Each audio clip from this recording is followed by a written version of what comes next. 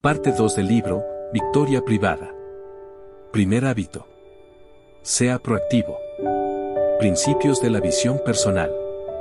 Como Henry David Thoreau dijo, no conozco ningún hecho más alentador que la incuestionable capacidad del hombre para dignificar su vida por medio del esfuerzo consciente. Mientras lee este libro, trate de tomar distancia respecto de sí mismo. Trate de proyectar su conciencia hacia un rincón del techo y mírese leyendo, con el ojo de la mente. ¿Puede mirarse a sí mismo casi como si fuera otra persona? Intente ahora otra cosa. Piense en el estado de ánimo en el que se encuentra. ¿Puede identificarlo? ¿Qué está sintiendo? ¿Cómo describiría su presente estado mental? Piense ahora durante un minuto sobre cómo está trabajando su mente. ¿Es rápida y despierta? ¿Se siente dividido entre practicar este ejercicio mental y conjeturar lo que se pretende con él? Su capacidad para hacer lo que acaba de hacer es específicamente humana. Los animales no la poseen. La denominamos autoconciencia, es la aptitud para pensar en los propios procesos de pensamiento. Esta es la razón de que el hombre posea el dominio de todas las cosas del mundo y de que pueda realizar progresos significativos de generación en generación. Por eso podemos evaluar y aprender de las experiencias de los otros, tanto como de las nuestras. Por eso podemos crear y destruir nuestros hábitos. No somos nuestros sentimientos. No somos nuestros estados de ánimo. Ni siquiera somos nuestros pensamientos. El hecho mismo de que podamos pensar sobre estas cosas nos separa de las cosas y del mundo animal. La autoconciencia nos permite distanciarnos y examinar incluso el modo en que nos vemos, ver el paradigma de nosotros mismos, que es el más fundamental para la efectividad. Afecta no solo a nuestras actitudes y conductas, sino también al modo en que vemos a las otras personas. Se convierte en nuestro mapa de la naturaleza básica de la humanidad. De hecho, mientras no tengamos en cuenta cómo nos vemos a nosotros mismos, y cómo vemos a los otros, no seremos capaces de comprender cómo ven los otros y qué sienten acerca de sí mismos y de su mundo. Sin conciencia, proyectaremos nuestras propias intenciones sobre su conducta y al mismo tiempo nos consideraremos objetivos. Esto limita significativamente nuestro potencial personal y también nuestra capacidad para relacionarnos con los demás. Pero a causa de la singular capacidad humana de la autoconciencia, podemos examinar nuestros paradigmas para determinar si son principios basados en la realidad o están en función de condicionamientos y condiciones. El espejo social. Si la única visión que tenemos de nosotros mismos proviene del espejo social, del actual paradigma social y de las opiniones, percepciones y paradigmas de las personas que nos rodean, la concepción que tengamos de nosotros será como la imagen reflejada en los espejos deformantes de los parques de atracciones. Siempre te retrasas. ¿Por qué no puedes mantener las cosas en orden? Tienes que ser un artista. Comes como un cerdo. Me parece increíble que hayas ganado. Esto es tan simple. ¿Por qué no lo comprendes? Estas imágenes están como desmembradas y carecen de proporción. A menudo son más proyecciones que reflejos, proyectan las preocupaciones y las debilidades de carácter de las personas en las que se originan, y no nos proporcionan un reflejo correcto de lo que somos. El reflejo de los actuales paradigmas sociales nos dice que estamos en gran medida determinados por el condicionamiento y por ciertas condiciones. Aunque hayamos reconocido el tremendo poder del condicionamiento en nuestras vidas, decir que estamos determinados por él, que no tenemos ningún control sobre esa influencia, genera un mapa totalmente distinto. Hay en realidad tres mapas sociales, tres teorías deterministas ampliamente aceptadas que independientemente o en combinación, pretenden explicar la naturaleza del hombre. El determinismo genético dice básicamente que la culpa es de los abuelos. Esa es la razón de que usted tenga mal genio. Sus abuelos eran irascibles y eso está en su ADN. El Edian pasa de generación en generación y usted lo ha heredado. Además usted es irlandés, y así son los irlandeses. El determinismo psíquico dice básicamente que la culpa es de los padres. Su educación, sus experiencias infantiles establecieron lo esencial de sus tendencias personales y la estructura de su carácter. A ello se debe que no le guste estar rodeado de personas. Así es como lo educaron sus padres. Usted se siente terriblemente culpable si comete un error porque en su más profundo interior recuerda la impresión emocional recibida cuando usted era muy vulnerable, tierno y dependiente. Se recuerda el castigo, el rechazo, la comparación con los demás y los problemas emocionales, cuando uno no se comportaba de acuerdo con lo esperado. El determinismo ambiental dice que la culpa es del patrón o el jefe, o de su esposa, su hijo adolescente, su situación económica o la política nacional. Alguien o algo de su ambiente es responsable de su situación. Todos estos mapas se basan en la teoría de estímulo-respuesta que solemos asociar con los experimentos de Pavlov. La idea básica es que estamos condicionados para responder de un modo particular a un estímulo concreto. ¿Con cuánta precisión y funcionalidad describen estos mapas el territorio? ¿Con cuánta claridad reflejan esos espejos la naturaleza verdadera del hombre? ¿Se convierten en profecías de autocumplimiento? ¿Se basan en principios que podemos comprobar en nuestro interior? Entre estímulo y respuesta. Para responder a estos interrogantes, permítame el lector que comparta con él la historia ejemplificadora de Viktor Frankl. Frankl era un determinista, educado en la tradición de la psicología freudiana según la cual lo que nos sucede de niños da forma a nuestro carácter y personalidad y gobierna básicamente la totalidad de nuestra vida.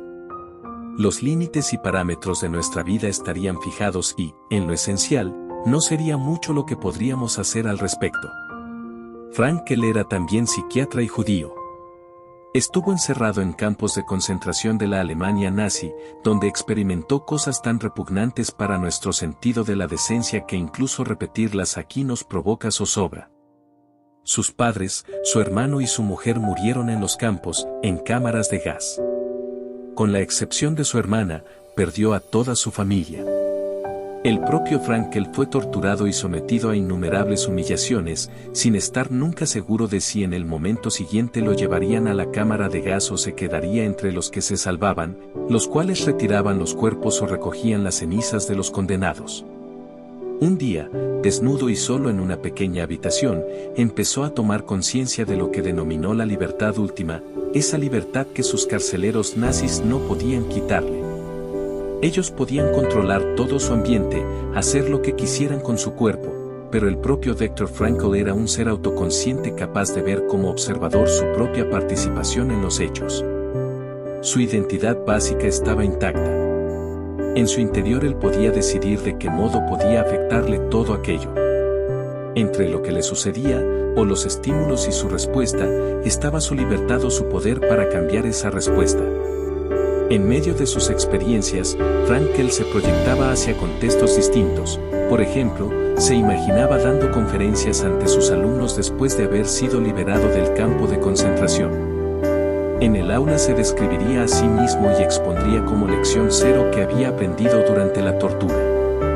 Por la vía de disciplinas de este tipo, mentales, emocionales, morales, usando principalmente la memoria y la imaginación, ejercitó su pequeña y embrionaria libertad, que entonces creció, hasta llegar a ser mayor que la de sus carceleros nazis.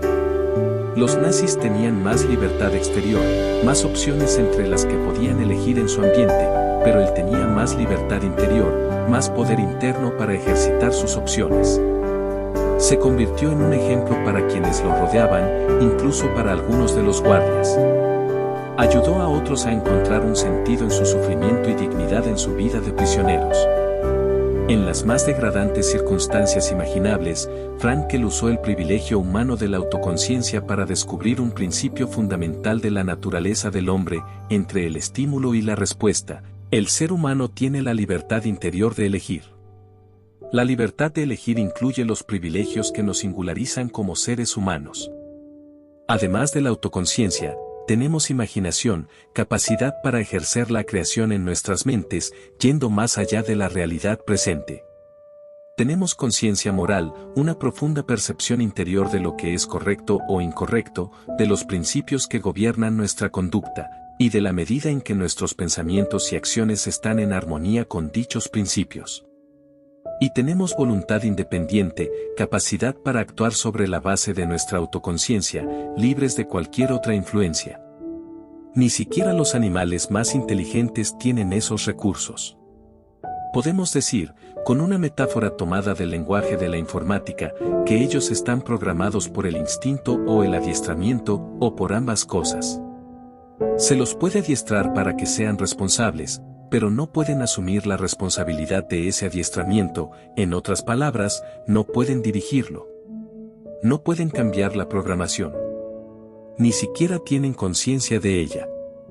Pero como consecuencia de nuestros privilegios humanos, podemos formular nuevos programas para nosotros mismos, totalmente independientes de nuestros instintos y adiestramiento. Por ello la capacidad del animal es relativamente limitada, y la del hombre, ilimitada. Pero si vivimos como animales, sobre la base de nuestros instintos, condicionamientos y condiciones, siguiendo los dictados de nuestra memoria colectiva, también nosotros seremos limitados. El paradigma determinista proviene primariamente del estudio de animales, ratas, monos, palomas, perros y de personas neuróticas y psicóticas. Si bien esto permite satisfacer ciertos criterios de algunos investigadores, como los de mensurabilidad y predictibilidad, la historia de la humanidad y nuestra propia autoconciencia nos dicen que este mapa en modo alguno describe el territorio. Nuestras dotes singularmente humanas nos elevan por encima del mundo animal. La medida en que ejercitamos y desarrollamos esas dotes nos da poder para desplegar nuestro potencial humano. Entre el estímulo y la respuesta está nuestra mayor fuerza, la libertad interior de elegir. La proactividad definida. Al describir los principios básicos de la naturaleza del hombre, Frankl trazó un mapa preciso de sí mismo, a partir del cual empezó a desarrollar el primero y fundamental hábito de las personas que, en cualquier medio, son altamente efectivas, el hábito de la proactividad. Si bien la palabra proactividad es ahora muy común en los textos de dirección de empresas, se trata de un término que no se encuentra en la mayoría de los diccionarios. No significa solo tomar la iniciativa. Significa que, como seres humanos, somos responsables de nuestras propias vidas. Nuestra conducta es una función de nuestras decisiones, no de nuestras condiciones. Podemos subordinar los sentimientos a los valores. Tenemos la iniciativa y la responsabilidad de hacer que las cosas sucedan. Examinemos la palabra responsabilidad, en la cual encontramos alusiones a las palabras responder y habilidad, habilidad para elegir la respuesta. Las personas muy proactivas reconocen esa responsabilidad. No dicen que su conducta es la consecuencia de las condiciones, el condicionamiento o las circunstancias.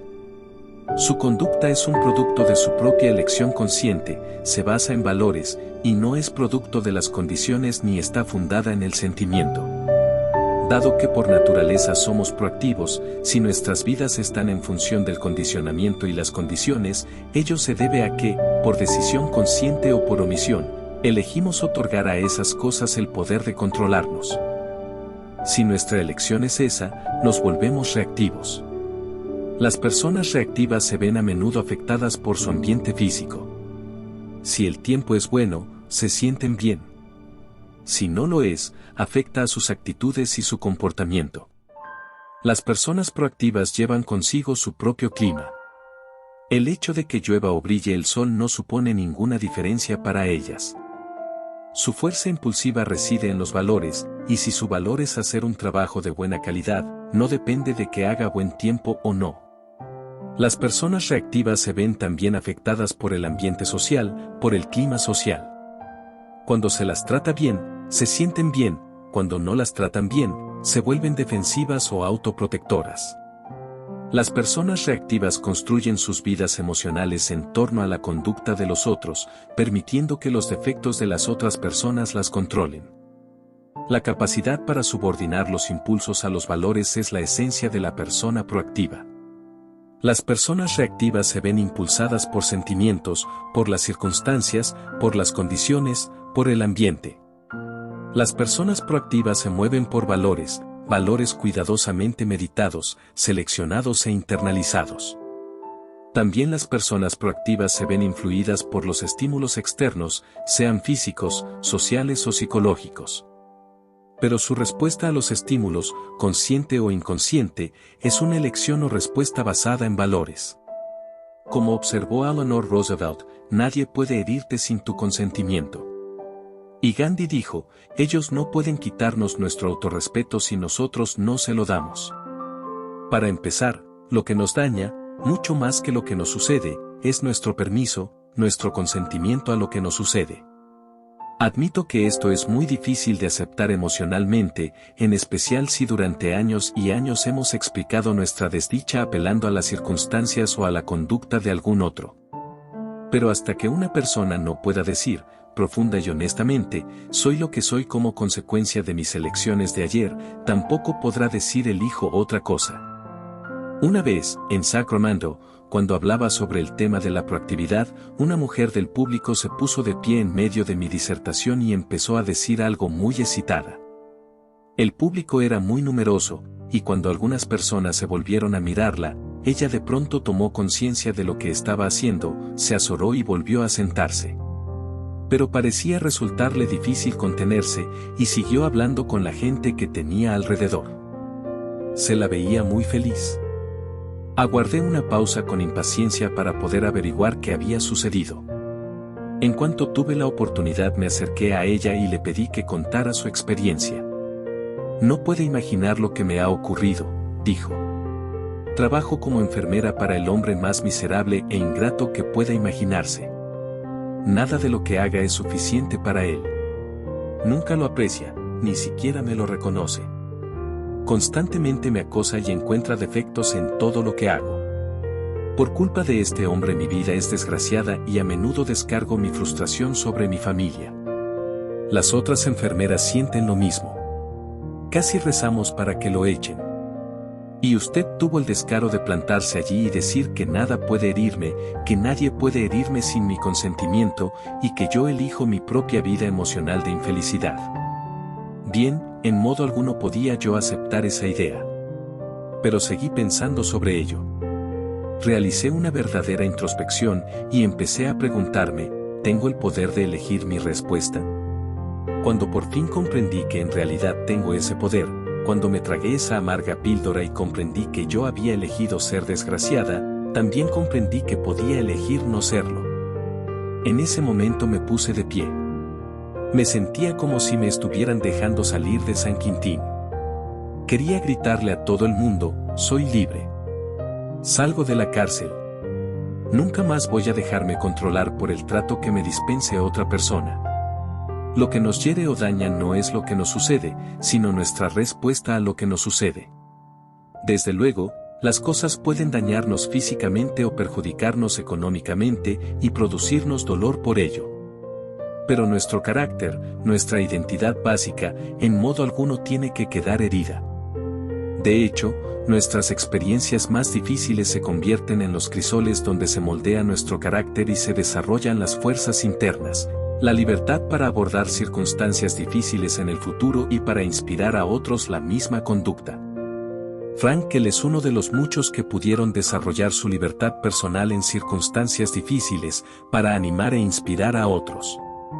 Los relatos autobiográficos de los prisioneros de guerra en Vietnam aportan convincentes testimonios adicionales sobre el poder transformador de esa libertad personal y sobre el efecto del uso responsable de esa libertad en la cultura de la prisión y en los reclusos, tanto en aquel entonces como ahora. Todos hemos conocido a individuos que atravesaban circunstancias muy difíciles, tal vez una enfermedad terminal o una grave discapacidad física, conservando una extraordinaria fuerza emocional. Cuanto nos inspira su integridad. Nada deja una impresión mayor, más duradera, en otra persona, que la conciencia de que alguien ha trascendido el sufrimiento, que ha trascendido la circunstancia y está encarnando y expresando un valor que inspira, ennoblece y eleva la vida. Uno de los momentos más inspiradores que Sandra y yo hemos vivido tuvo lugar durante un periodo de 4 años con una querida amiga nuestra llamada Carol, que tenía un cáncer devastador. Había sido nuestra madrina de bodas y era amiga de Sandra desde hacía más de 25 años. Cuando Carol se encontraba en las últimas etapas de su enfermedad, Sandra se dedicó a sentarse junto a su lecho ayudándole a escribir su historia personal. Volvía de aquellas sesiones difíciles y prolongadas casi transfigurada por la admiración que sentía por el valor de su amiga y su deseo de escribir mensajes especiales para sus hijos, que había que darles en diferentes etapas de su vida. Carol tomaba la menor cantidad de anestésicos posible, de modo que tenía pleno acceso a sus facultades mentales y emocionales. Entonces susurraba ante un grabador o directamente para Sandra, mientras ésta tomaba notas. Carol era tan proactiva, tan valiente y estaba tan preocupada por los demás, que se convirtió en una enorme fuente de inspiración para muchas de las personas que la rodeaban. Nunca olvidaré la experiencia de mirar profundamente a los ojos de Carol el día antes de que falleciera, y sentir, en esa agonía profunda, a una persona de enorme valía intrínseca. Pude ver en sus ojos una vida de carácter, contribución y servicio, así como de amor, preocupación y aprecio. A lo largo de los años, muchas veces he preguntado a algunos grupos de personas si han tenido la experiencia de acompañar a un moribundo que haya conservado una actitud tan admirable, comunicado tanto amor y compasión, y resistido de un modo tan incomparable hasta el mismo fin. Por lo general, más o menos la cuarta parte de la audiencia responde afirmativamente. Entonces pregunto quiénes no olvidarán nunca a esos individuos, quienes se sintieron transformados, al menos temporalmente, por la inspiración de ese coraje, quienes se sintieron profundamente conmovidos y motivados a realizar actos más nobles de servicio y compasión. Casi inevitablemente levantan la mano las mismas personas. Viktor Frankl dice que hay 3 valores fundamentales en la vida: el de la experiencia, o de lo que nos sucede, el creador, o de lo que aportamos a la existencia, y el actitudinal, o de nuestra respuesta en circunstancias difíciles, como por ejemplo en enfermedades terminales. Mi propia experiencia confirma lo que sostiene Frankl, en el sentido de que el más alto de los 3 valores es el actitudinal. En otras palabras, lo que más importa es el modo en que respondemos a lo que experimentamos en la vida. Las circunstancias difíciles suelen dar origen a cambios de paradigma, a marcos de referencia totalmente nuevos, a través de los cuales la gente ve el mundo, se ve a sí misma, y ve a los otros y a lo que la vida le pide. Su perspectiva más amplia refleja los valores actitudinales que nos elevan e inspiran a todos nosotros. Tomar la iniciativa. Nuestra naturaleza básica consiste en actuar, no en que se actúe sobre nosotros. Esto nos permite elegir nuestras respuestas a circunstancias particulares y además nos da poder para crear las circunstancias. Tomar la iniciativa no significa ser insistente, molesto o agresivo. Significa reconocer nuestra responsabilidad de hacer que las cosas sucedan. A lo largo de los años frecuentemente he tenido la oportunidad de asesorar a personas que querían conseguir mejores empleos. Les he aconsejado mostrar más iniciativa, hacerse administrar test de intereses y aptitudes, estudiar la industria, incluso los problemas específicos que afrontan las organizaciones, y que después elaboren una exposición efectiva para demostrar de qué modo sus capacidades pueden ayudar a resolver las dificultades de la organización. Esto se llama venta de la solución y es un paradigma clave del éxito comercial. La respuesta es, por lo general, el acuerdo. La mayoría de las personas advierten cuán poderosamente ese enfoque acrecienta sus posibilidades de encontrar empleo y progresar. Pero muchas de ellas no daban los pasos necesarios, no tomaban la iniciativa para llevar esa técnica a la práctica. No sé a dónde ir para someterme a los test de intereses y aptitudes. ¿Cómo estudiar los problemas de la industria y la organización? Nadie quiere ayudarme. No tengo la menor idea de cómo se realiza una exposición efectiva. Muchas personas esperan que suceda algo o que alguien se haga cargo de ellas. Pero las personas que llegan a ocupar los buenos puestos son las proactivas, aquellas que son soluciones para los problemas, y no problemas ellas mismas, que toman la iniciativa de hacer siempre lo que resulte necesario, congruente con principios correctos, y finalmente realizan la tarea. Cuando alguien de nuestra familia, aunque sea uno de nuestros hijos más pequeños, adopta una posición irresponsable y espera que algún otro se enfrente con las cosas o proporcione una solución, le decimos: usa tus REI, recursos e iniciativas. En realidad, antes que nosotros digamos nada, suele ocurrir que el quejoso se responda a sí mismo: ya lo sé. Tengo que usar mis REI. Mantener a las personas en el curso de la responsabilidad no es humillante, es afirmativo. La proactividad forma parte de la naturaleza humana y, aunque los músculos proactivos puedan encontrarse adormecidos, sin duda están en su lugar. Al respetar la naturaleza proactiva de las otras personas, por lo menos les proporcionamos un reflejo claro, y no distorsionado, de su figura en el espejo social. Desde luego, debe tenerse en cuenta el nivel de madurez del individuo. No podemos esperar una gran cooperación creativa de quienes se hallan en una profunda dependencia emocional. Pero por lo menos podemos afirmar su naturaleza básica y crear una atmósfera en la que las personas puedan aprovechar las oportunidades y resolver problemas, confiando cada vez más en sí mismas. Actúe o deje que los demás actúen por usted. La diferencia entre las personas que toman la iniciativa y las que no lo hacen equivale literalmente a la diferencia entre el día y la noche. No estoy hablando de un 25 o 50% de efectividad, hablo de un 5000% de diferencia, en particular si esas personas son inteligentes, sensibles ante las necesidades de los demás y están siempre alerta. Crear en nuestra vida el equilibrio de efectividad PCP requiere iniciativa. Hace falta iniciativa para desarrollar los 7 hábitos. Al estudiar los otros 6 hábitos, el lector verá que cada uno de ellos depende del desarrollo de los músculos proactivos. En todos los casos, es uno mismo quien tiene la responsabilidad de actuar. Si espera que los demás actúen sobre usted, actuarán sobre usted. Y las consecuencias en cuanto al desarrollo y las oportunidades dependen de que se siga una u otra ruta. En una ocasión trabajaba con un grupo de personas de la industria de mantenimiento del hogar, representantes de 20 organizaciones diferentes que se reunían trimestralmente a fin de compartir sus números y problemas de una manera desinhibida. Vivíamos en una época de gran recesión, y el efecto negativo en esa industria en particular era más grave aún que sobre la economía en general. Cuando empezamos, esas personas se sentían totalmente desanimadas. El primer día, plantearon un interrogante: ¿qué nos está sucediendo? ¿Cuál es la causa? Estaban sucediendo muchas cosas. Las presiones ambientales eran poderosas. El desempleo se había generalizado, y muchas de esas personas estaban despidiendo a amigos para conservar la viabilidad de sus empresas. Al final del día, todos nos sentíamos aún más descorazonados. El segundo día la pregunta fue: ¿qué nos va a pasar en el futuro? Estudiaron las tendencias ambientales con el supuesto reactivo subyacente de que éstas determinarían su futuro. Al final del segundo día estaban aún más deprimidos. Las cosas iban a ir peor antes que se pusieran mejor, y todos lo sabíamos. De modo que en el tercer día decidimos centrarnos en la pregunta proactiva de ¿cuál es nuestra respuesta? ¿Qué vamos a hacer nosotros? ¿Cómo podemos nosotros tomar la iniciativa en esta situación?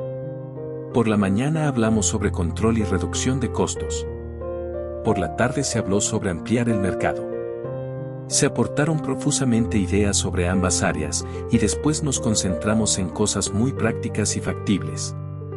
Las reuniones concluyeron con un espíritu de excitación, esperanza y conciencia proactiva. Al final del tercer día, resumimos los resultados de la conferencia en una respuesta en 3 partes a la pregunta de ¿cómo está el negocio? Primera parte: lo que nos está sucediendo no es bueno, y las tendencias sugieren que será peor antes que mejore. Segunda parte: pero lo que nosotros estamos determinando que suceda es muy bueno, pues controlamos mejor, reducimos los costos y ampliamos nuestro mercado. Tercera parte: por lo tanto, el negocio está mejor que nunca. Ahora bien, ¿qué diría todo esto una mente reactiva? Oh, vamos. Afrontemos los hechos. No pueden llevar más adelante este enfoque de pensamiento positivo y automentalización. Más tarde o más temprano tendrán que afrontar la realidad. Pero era un hecho que estábamos afrontando la realidad. Estábamos afrontando la realidad de las circunstancias del presente y las proyecciones respecto del futuro. Pero también afrontábamos la realidad de que teníamos el poder de elegir nuestra respuesta a las circunstancias y proyecciones. No afrontar la realidad hubiera sido aceptar la idea de que lo que sucede en nuestro ambiente tiene que determinarnos. Las empresas, los grupos comunitarios, las organizaciones de todo tipo, incluso las familias, pueden ser proactivos. Pueden combinar la creatividad y los recursos de los individuos proactivos para crear una cultura proactiva dentro de la organización. La organización no tiene por qué estar a merced del ambiente, puede tomar la iniciativa para llevar a la práctica los valores compartidos y alcanzar los propósitos compartidos de todos los individuos implicados. Escuchando nuestro lenguaje. Dado que nuestras actitudes y conductas fluyen de nuestros paradigmas, si las examinamos utilizando la autoconciencia, a menudo descubrimos en ellas la naturaleza de nuestros mapas subyacentes. Nuestro lenguaje, por ejemplo, es un indicador muy fiel del grado en que nos vemos como personas proactivas. El lenguaje de las personas reactivas las absuelve de responsabilidad. Ese soy yo. Yo soy así, eso es todo. Estoy determinado. No puedo hacer nada al respecto. Me vuelvo loco. No soy responsable. Mi vida emocional es gobernada por algo que está fuera de mi control. No puedo hacerlo. No tengo tiempo. Me controla algo que está fuera de mí, el tiempo limitado. Si mi esposa fuera más paciente, la conducta de algún otro está limitando mi efectividad. Tengo que hacerlo. Las circunstancias u otras personas me fuerzan a hacer lo que hago. No tengo la libertad de elegir mis propias acciones. Ese lenguaje deriva de un paradigma básico determinista. Y en su espíritu está transferir la responsabilidad. No soy responsable, no. Puedo elegir mi respuesta. Puede elegir lenguaje reactivo o lenguaje proactivo. No puedo hacer nada. Versus examinemos nuestras alternativas. Yo soy así versus puedo optar por un enfoque distinto. Me vuelve loco versus controlo mis sentimientos. No lo permitirán versus puedo elaborar una exposición efectiva. Tengo que hacer eso. Versus elegiré una respuesta adecuada. No puedo. Versus elijo. Debo. Versus prefiero. Si versus pase lo que pase. Una vez me preguntó un estudiante, ¿me da permiso para faltar a clase? Tengo que viajar con el equipo de tenis. ¿Tienes que ir o has elegido ir? Le pregunté. ¿Realmente tengo que hacerlo?, exclamó. ¿Qué ocurrirá si no lo haces? Me sacarían del equipo. ¿Te gustaría eso? Claro que no. En otras palabras, tú eliges ir porque así te lo ordena la consecuencia de seguir en el equipo. ¿Qué sucederá si te pierdes mi clase? No lo sé. Piensa. ¿Cuáles crees que serían las consecuencias naturales de que faltaras a clase? Usted no va a echarme, ¿no es así? Esa sería una consecuencia social. Sería artificial. Si tú no acompañas al equipo de tenis, no juegas. Eso es natural. Pero si no asistes a clase, ¿cuál sería la consecuencia natural? Supongo que no aprenderé. Exacto. De modo que tienes que sopesar esa consecuencia y la otra consecuencia, y elegir. Sé que si yo estuviera en tu caso, optaría por ir con el equipo. Pero no digas nunca que tienes que hacer algo. Entonces elijo irme con el equipo, respondió humildemente. ¿Y mi clase?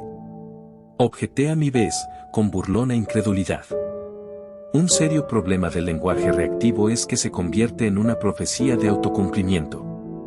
Refuerza el paradigma de que estamos determinados y genera pruebas en apoyo de esa creencia. La gente se siente cada vez más impotente y privada de su autocontrol, alejada de su vida y de su destino. Culpa a fuerzas externas, a otras personas, a las circunstancias, incluso a los astros, de su propia situación. En un seminario en el que yo hablaba sobre el concepto de proactividad, un hombre dijo, Steven, me gusta lo que dice. Pero las situaciones difieren entre sí. Por ejemplo, mi matrimonio. Estoy realmente preocupado. A mi esposa y a mí ya no nos unen los antiguos sentimientos. Supongo que ya no la amo, y que ella ya no me ama a mí. ¿Qué puedo hacer? ¿Ya no sienten nada uno por el otro? Pregunté. Así es. Y tenemos 3 hijos que realmente nos preocupan. ¿Usted qué sugiere? Ámela, le contesté. Pero le digo que ese sentimiento ya no existe entre nosotros. Ámela. No me entiende. El amor ha desaparecido. Entonces ámela. Si el sentimiento ha desaparecido, esa es una buena razón para amarla. Pero, ¿cómo amar cuando uno no ama? Amar, querido amigo, es un verbo. El amor, el sentimiento, es el fruto de amar, el verbo. De modo que ámela. Sírvala. Sacrifíquese por ella. Escúchela. Comparta sus sentimientos. Apréciela. Apóyela. ¿Está dispuesto a hacerlo? En la gran literatura de todas las sociedades progresistas se habla de amar, del verbo. Las personas reactivas hablan del sentimiento. Ellas se mueven por sentimientos. Hollywood, por lo general, nos convence de que no somos responsables, de que somos un producto de nuestros sentimientos. Pero los guiones de Hollywood no describen la realidad. Si nuestros sentimientos controlan nuestras acciones, ello se debe a que hemos renunciado a nuestra responsabilidad y que permitimos que los sentimientos nos gobiernen. Las personas proactivas hacen hincapié en el verbo amar. Amar es algo que se hace, los sacrificios que se hacen, la entrega de uno mismo, como una madre que pone un recién nacido en el mundo. Para estudiar el amor, hay que estudiar a quienes se sacrifican por los otros, incluso por personas que los hieren. Los padres tienen el ejemplo del amor que en ellos mismos despiertan los hijos por los que se sacrifican. El amor es un valor creado por medio de acciones amatorias. Las personas proactivas subordinan los sentimientos a los valores. El amor, el sentimiento, puede recuperarse. Círculo de preocupación, círculo de influencia. Otro modo excelente de tomar más conciencia de nuestro propio grado de proactividad consiste en examinar en qué invertimos nuestro tiempo y nuestra energía. Cada uno de nosotros tiene una amplia gama de preocupaciones: la salud, los hijos, los problemas del trabajo, la deuda pública, la guerra nuclear. Podemos separarlas de las cosas con las que no tenemos ningún compromiso mental o emocional, creando un círculo de preocupación. Cuando revisamos las cosas que están dentro de nuestro círculo de preocupación, resulta evidente que sobre algunas de ellas no tenemos ningún control real y, con respecto a otras, podemos hacer algo. Podemos identificar las preocupaciones de este último grupo circunscribiéndolas dentro de un círculo de influencia más pequeño. Determinando cuál de estos 2 círculos es el centro alrededor del cual gira la mayor parte de nuestro tiempo y energía, podemos descubrir mucho sobre el grado de nuestra proactividad. Las personas proactivas centran sus esfuerzos en el círculo de influencia. Se dedican a las cosas con respecto a las cuales pueden hacer algo. Su energía es positiva, se amplía y aumenta, lo cual conduce a la ampliación del círculo de influencia. Por otra parte, las personas reactivas centran sus esfuerzos en el círculo de preocupación. Su foco se sitúa en los defectos de otras personas, en los problemas del medio y en circunstancias sobre las que no tienen ningún control. De ello resultan sentimientos de culpa y acusaciones, un lenguaje reactivo y sentimientos intensificados de aguda impotencia. La energía negativa generada por ese foco, combinada con la desatención de las áreas en las que se puede hacer algo, determina que su círculo de influencia se encoja. Cuando trabajamos en nuestro círculo de preocupación otorgados a cosas que están en su interior el poder de controlarnos, no estamos tomando la iniciativa proactiva necesaria para efectuar el cambio positivo. En páginas anteriores compartí con el lector la historia de mi hijo, que debía afrontar serios problemas en la escuela. A Sandra y a mí nos preocupaban profundamente su aparente debilidad y el modo en que otras personas estaban tratándolo. Pero esas cosas estaban en nuestro círculo de preocupación. Cuando centramos nuestros esfuerzos en ellas no conseguimos nada, salvo intensificar nuestros sentimientos de inadecuación y desvalimiento y reforzar la dependencia de nuestro hijo. Solo cuando pasamos a trabajar en nuestro círculo de influencia, cuando nos centramos en nuestros propios paradigmas, Empezamos a crear una energía positiva que nos cambió a nosotros y finalmente influyó también en nuestro hijo. Trabajando sobre nosotros mismos en lugar de preocuparnos por las condiciones, pudimos influir en las condiciones. En virtud de su posición, su riqueza, su rol o sus relaciones, en algunas circunstancias el círculo de influencia de una persona es más grande que su círculo de preocupación.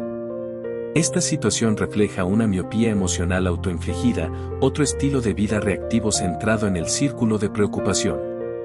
Aunque hayan tenido que priorizar el empleo de su influencia, las personas proactivas tienen un círculo de preocupación que es por lo menos tan grande como su círculo de influencia, y aceptan la responsabilidad de usar esa influencia con responsabilidad. Control directo, indirecto e inexistente. Los problemas que afrontamos caen en una de tres áreas posibles: la de control directo, que involucra nuestra propia conducta; la de control indirecto, que involucra la conducta de otras personas; o la de inexistencia de control, problemas acerca de los cuales no podemos hacer nada, como los de nuestras realidades situacionales o pasadas. El enfoque proactivo da el primer paso hacia la solución de los tres tipos de problemas dentro de nuestro círculo de influencia presente. Los problemas de control directo se resuelven trabajando sobre nuestros hábitos. Están obviamente dentro de nuestro círculo de influencia. Son las victorias privadas de los hábitos 1, 2 y 3. Los problemas de control indirecto se resuelven cambiando nuestros métodos de influencia. Son las victorias públicas de los hábitos 4, 5 y 6. Personalmente he identificado más de 30 métodos diferentes de influencia humana, tan distintos como lo son la empatía de la confrontación o el ejemplo de la persuasión. La mayoría de las personas tienen en su repertorio solo 3 o 4 de estos métodos. Por lo general, empiezan por el razonamiento y, si no les da resultado, pasan a la lucha o la fuga. Resulta sumamente liberador aceptar la idea de que podemos aprender nuevos métodos de influencia humana, en lugar de tratar de usar constantemente los antiguos métodos inefectivos para poner en orden a los demás. Los problemas de la inexistencia de control suponen asumir la responsabilidad de modificar nuestras actitudes, sonreír, aceptar auténtica y pacíficamente esos problemas y aprender a vivir con ellos, aunque no nos gusten. De este modo no les otorgamos el poder de controlarnos. Compartimos el espíritu de la oración de Alcohólicos Anónimos: Señor, concédeme coraje para cambiar las cosas que pueden y deben cambiarse, serenidad para aceptar las cosas que no pueden cambiarse, y sabiduría para establecer la diferencia. Sé que el problema que nos afecta implique control directo, indirecto o inexistente, está en nuestras manos dar el primer paso hacia la solución. Dentro de nuestro círculo de influencia están los cambios de nuestros hábitos, de nuestros métodos de influencia y del modo en que vemos las dificultades que no controlamos. Ampliando el círculo de influencia. Resulta alentador comprender que al elegir nuestra respuesta a las circunstancias influimos poderosamente en nuestras circunstancias. Cuando cambiamos una parte de una fórmula química, cambiamos la naturaleza de los resultados. Durante varios años trabajé con una organización que estaba encabezada por una persona muy dinámica. Interpretaba las tendencias. Era creativa, inteligente, capaz y brillante, y todos lo sabían. Pero tenía un estilo muy dictatorial. Tendía a tratar a las personas como si fueran autómatas, como si carecieran de juicio propio. Su manera de hablarles a quienes trabajaban en la organización era: busque esto. Busque aquello. Ahora haga esto. Ahora haga aquello, yo tomaré las decisiones. El efecto global fue que se ganó la antipatía de casi todo el equipo ejecutivo que lo rodeaba. Los funcionarios se reunían en los pasillos y se quejaban de él mutuamente. Discutían muy sutilmente, con claridad, como si trataran de solucionar la situación. Pero lo hacían de modo incesante, absolviéndose de toda responsabilidad por las debilidades del presidente. No puedes imaginar lo que ha pasado esta vez, decía alguien. El otro día vino a mi departamento. Yo ya lo tenía todo organizado. Pero él entró y me dio indicaciones totalmente diferentes. Tiró por la ventana todo lo que yo había estado haciendo durante meses. No sé cómo se supone que voy a seguir trabajando para él. ¿Cuánto faltará para que se jubile? Tienes solo 59 años, respondió alguien. ¿Crees que sobrevivirás 6 años más? No lo sé. Además es el tipo de persona que probablemente quiera seguir trabajando. Pero uno de los ejecutivos era proactivo. Lo impulsaban valores, no sentimientos. Tomó la iniciativa, se anticipó, empatizó, interpretó la situación. No dejaba de ver los defectos del presidente, pero, en lugar de criticarlo, los compensó. En los puntos en que el estilo del presidente era débil, procuró actuar como amortiguador para salvaguardar a su personal y convertir en irrelevantes esas debilidades.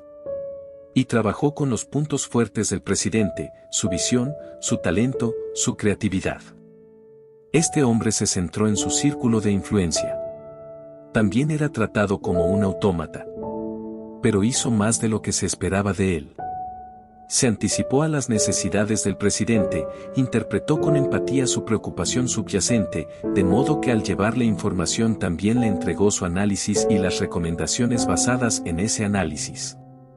Un día, cuando yo me encontraba con el presidente en calidad de asesor, me dijo, Steven, no puedo creer lo que ha hecho este hombre. No solo me entrega la información que le pedí, sino también información adicional, que es exactamente lo que necesitamos. Incluso la analiza en los términos de mis preocupaciones más profundas y agrega una lista de recomendaciones. Las recomendaciones son coherentes con el análisis y el análisis coherente con los datos. Una persona notable. Qué alivio no tener que preocuparme por ese sector de la empresa. Y en la reunión siguiente, siguió diciéndoles: busque esto, busque aquello a todos los ejecutivos, salvo a uno. A ese hombre le preguntó, ¿cuál es su opinión? El círculo de influencia de este último había crecido. El hecho provocó una conmoción en la organización. Las mentes reactivas de los corredores empezaron a disparar sus municiones vindicativas sobre aquel hombre proactivo.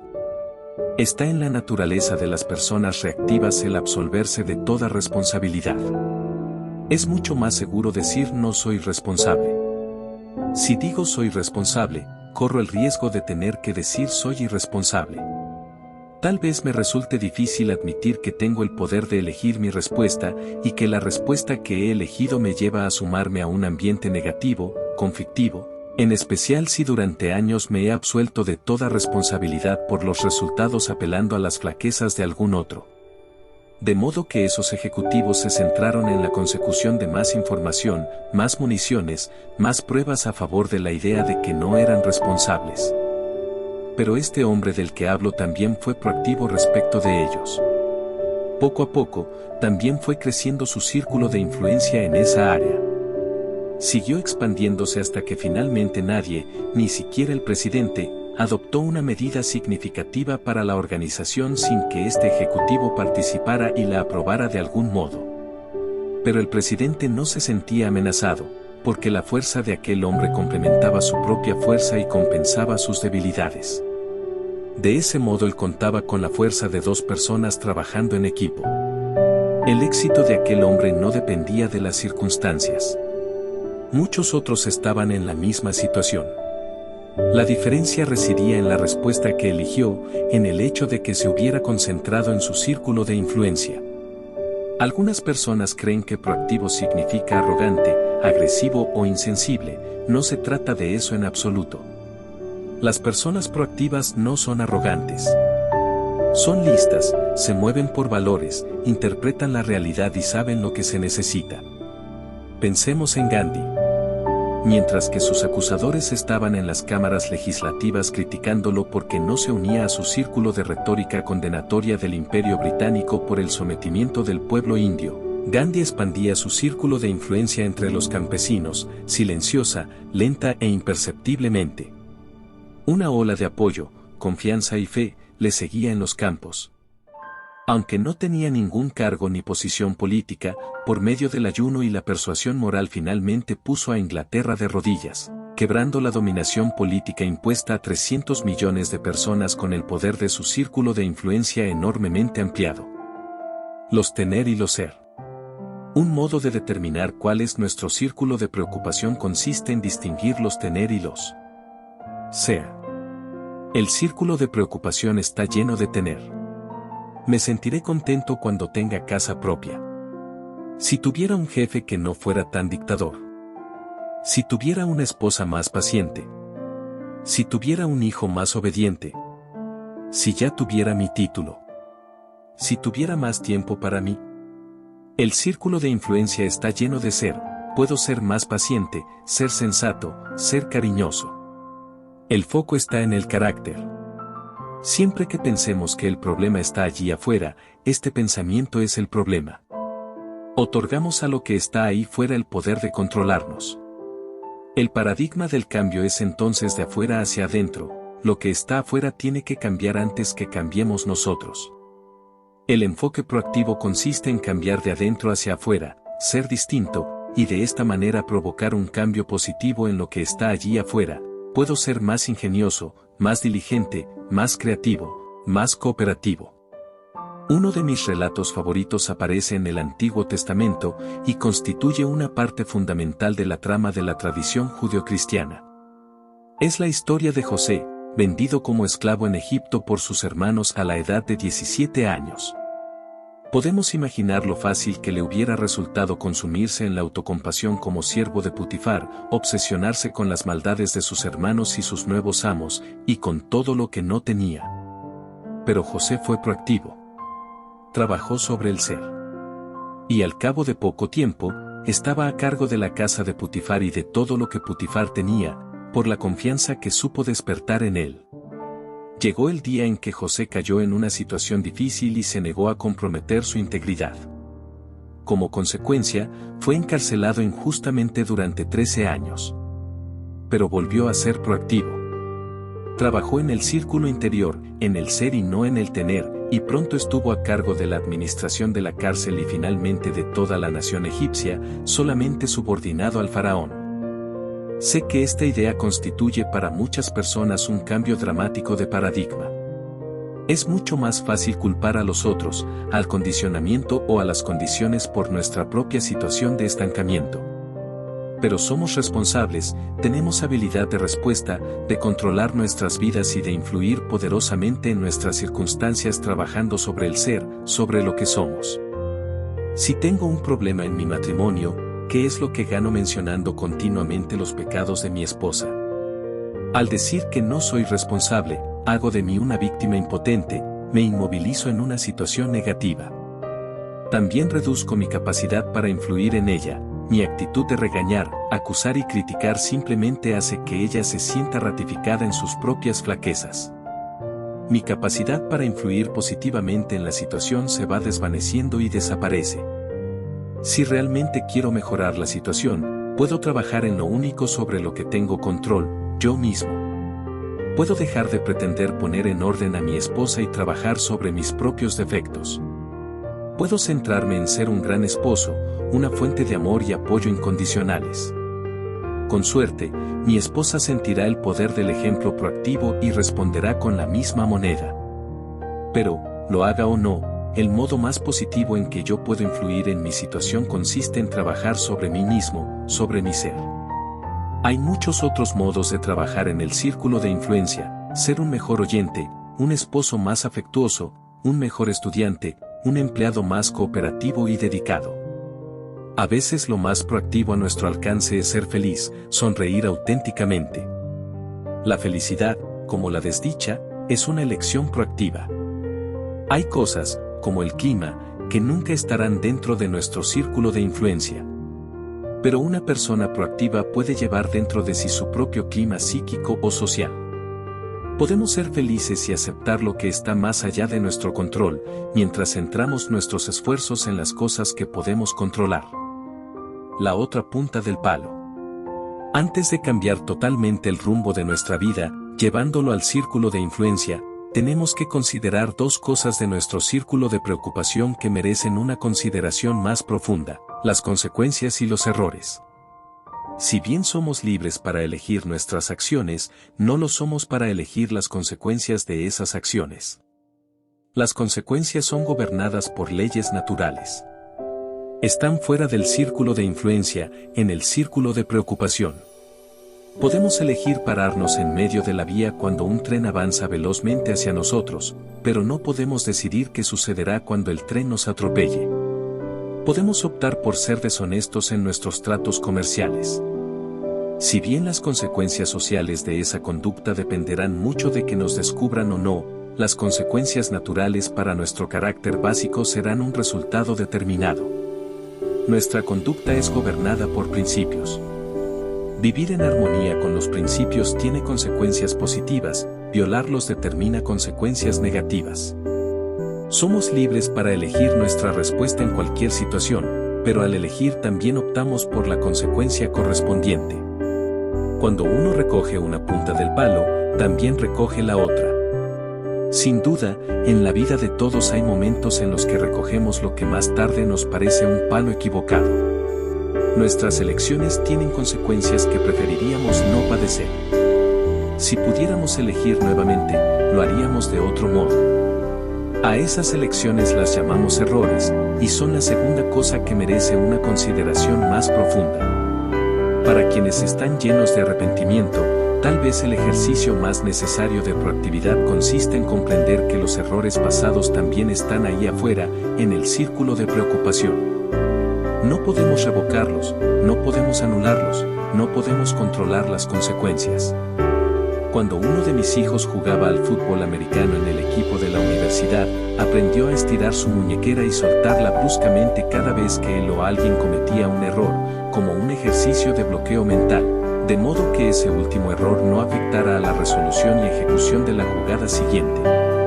El enfoque proactivo de un error consiste en reconocerlo instantáneamente, corregirlo y aprender de él. Esto literalmente convierte el fracaso en éxito. El éxito, dijo T.J. Watson, fundador de la IBM, está en el lado opuesto del fracaso. Pero no reconocer un error, no corregirlo ni aprender de él, es un error de otro tipo. Por lo general sitúa a la persona en una senda de autocondena y autojustificación, que a menudo implica la racionalización, mentiras racionales, destinadas a uno mismo y a los demás. Este segundo error, este encubrimiento, potencia el primero, le otorga una importancia desproporcionada y causa en las personas un daño mucho más profundo. No es lo que los otros hacen ni nuestros propios errores lo que más nos daña, es nuestra respuesta. Si perseguimos a la víbora venenosa que nos ha mordido, lo único que conseguiremos será provocar que el veneno se extienda por todo nuestro cuerpo. Es mucho mejor tomar medidas inmediatas para extraer el veneno. Nuestra respuesta a cualquier error afecta a la calidad del momento siguiente. Es importante admitir y corregir de inmediato nuestros errores para que no tengan poder sobre el momento siguiente y hará que volvamos a tener el poder. Comprometerse y mantener los compromisos. En el corazón mismo del círculo de influencia se encuentra nuestra aptitud para comprometernos y prometer, y para mantener compromisos y promesas. Los compromisos con nosotros mismos y con los demás y la integridad con que los mantenemos son la esencia de nuestra proactividad. Allí también reside la esencia de nuestro crecimiento. Gracias a las dotes humanas de la autoconciencia y la conciencia moral, advertimos áreas de debilidad, áreas que hay que mejorar, áreas de talento que pueden desarrollarse, áreas que hay que cambiar o eliminar de nuestras vidas. Cuando reconocemos y utilizamos nuestra imaginación y nuestra voluntad independiente para actuar sobre la base de esas percepciones, haciendo promesas, estableciendo metas y siéndoles fieles, adquirimos la fuerza de carácter, el ser, que hace posible todas las otras cosas positivas de nuestras vidas. En este punto encontramos dos modos de tomar de inmediato el control de nuestras vidas. Podemos hacer una promesa y mantenerla. O establecer una meta y trabajar para alcanzarla. Al comprometernos y mantener nuestros compromisos empezamos a establecer una integridad que nos proporciona la conciencia del autocontrol y el coraje y la fuerza de aceptar más responsabilidad por nuestras propias vidas. Al hacer y mantener promesas a nosotros mismos y a otros, poco a poco nuestro honor para hacer más importante que nuestros estados de ánimo. El poder de comprometernos con nosotros mismos y de mantener esos compromisos es la esencia del desarrollo de los hábitos básicos de la efectividad. El conocimiento, la capacidad y el deseo están dentro de nuestro control. Podemos trabajar sobre cualquiera de esos 3 elementos para mejorar el equilibrio entre los 3. Al ampliarse el área de intersección, internalizamos más profundamente los principios en que se basan los hábitos, y adquirimos fuerza de carácter para avanzar de modo equilibrado hacia una progresiva efectividad en nuestras vidas. Proactividad, el test de los 30 días. No es necesario que pasemos por la experiencia de Frankel en el campo de concentración para reconocer y desarrollar nuestra propia proactividad. Es en los acontecimientos ordinarios de la vida cotidiana cuando desarrollamos la capacidad proactiva para hacer frente a las extraordinarias presiones de la vida. Así nos comprometemos y mantenemos los compromisos, así resolvemos un atasco de tráfico, así respondemos a un cliente encolerizado o a un chico desobediente. Así vemos nuestros problemas y es allí donde concentramos nuestras energías. Es el lenguaje que usamos. Desafío al lector a que ponga a prueba el principio de la proactividad durante 30 días. Simplemente inténtelo y vea lo que sucede. Durante 30 días trabaje solo en un círculo de influencia. Plantéese pequeños compromisos y manténgalos. Sea una luz, no un juez. Sea un modelo, no un crítico. Sea una parte de la solución, no parte del problema. Ensaye el principio en su matrimonio, en su familia, en su empleo. No aduzca defectos de otras personas. No aduzca sus propias debilidades. Cuando cometa un error, admítalo, corríjalo y aprenda de él, inmediatamente. No culpe ni acuse. Trabaje sobre las cosas que controla. Trabaje sobre usted. Sobre el ser. Vea las debilidades de los otros con compasión, no acusadoramente. La cuestión no reside en lo que ellos hacen o deberían hacer, sino en su propia respuesta a la situación y en lo que debe hacer usted. Si empieza a pensar que el problema está allí afuera, deténgase. Ese pensamiento es el problema. Las personas que ejercitan día tras día su libertad embrionaria la van ampliando poco a poco. Las personas que no lo hacen la ven debilitarse hasta que dejan de vivir y literalmente son vividas. Actúan según los guiones escritos por los padres, los compañeros, la sociedad. Somos responsables de nuestra propia efectividad, de nuestra felicidad y, en última instancia, diría que de la mayor parte de nuestras circunstancias. Samuel Johnson observó, la fuente de la alegría debe brotar en la mente, y quien conozca tan poco la naturaleza humana como para buscar la felicidad en cualquier cosa que no sea su propia disposición, malgastará su vida en esfuerzos infructuosos y multiplicará las aflicciones que se propone suprimir. Saber que somos responsables, con habilidad de respuesta, es fundamental para la efectividad y para todos los demás hábitos de efectividad que vamos a considerar. Sugerencias prácticas. 1. Durante un día, preste atención a su lenguaje y al lenguaje de las personas que lo rodean. ¿Con cuánta frecuencia usa y escucha frases reactivas como sí, no puedo, debo o tengo que? 2. Identifique una experiencia que tal vez deba afrontar en un futuro inmediato y en la que, sobre la base de su experiencia pasada, es probable que se comporte reactivamente. Pase revista a la situación en el contexto de su círculo de influencia. ¿Cómo puede responder proactivamente? Tómese algunos minutos y cree vívidamente la experiencia en su mente, véase respondiendo de manera proactiva. Recuerde la brecha que existe entre estímulo y respuesta. Comprométase consigo mismo a ejercer su libertad de elegir. 3. Escoja un problema de su vida laboral o personal que le resulte frustrante. Determine si se trata de un problema de control directo, de control indirecto o de control inexistente. Identifique el primer paso que puede dar en su círculo de influencia para resolverlo, y de ese paso. 4. Ensaye el test de proactividad de los 30 días. Tome conciencia del cambio en su círculo de influencia.